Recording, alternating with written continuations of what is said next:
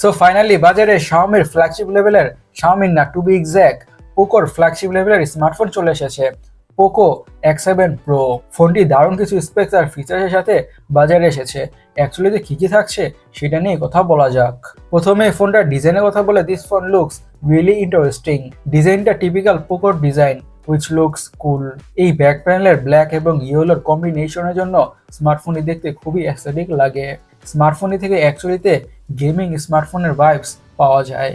এখন ফোনটা ডিসপ্লেটাকে নিয়ে কথা বলা যাক। ডিসপ্লেটা হচ্ছে 6.67 ইঞ্চের AMOLED display with 120 hertz refresh rate.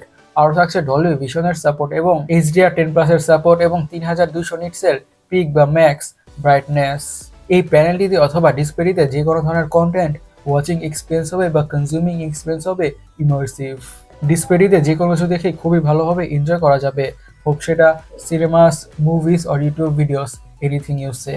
আর যেহেতু থাকছে হায়ার রিফ্রেশ রেট, তাই স্ক্রোলিং করে, ব্রাউজিং করে, গেমিং করে, যে কোনো ধরনের টাস্কে পারফর্ম করে খুবই বেশি স্মুথনেসের ফিল পাওয়া যাবে।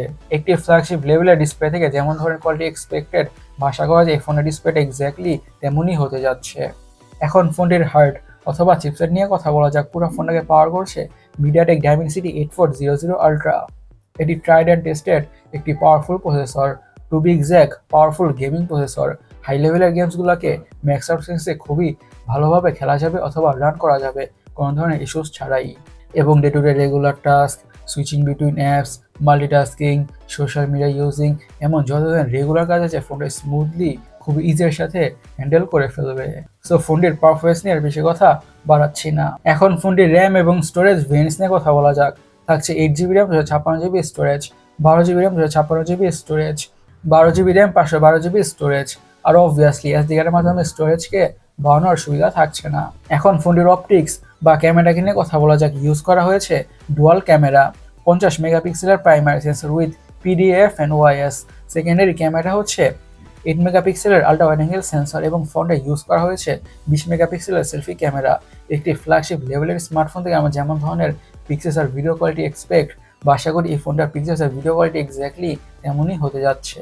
ফোনটিতে আরও থাকছে ডুয়াল স্টুডিও স্পিকার্স। সিকিউরিটির কথা বলে ইউজ করা হয়েছে under display optical fingerprint sensor.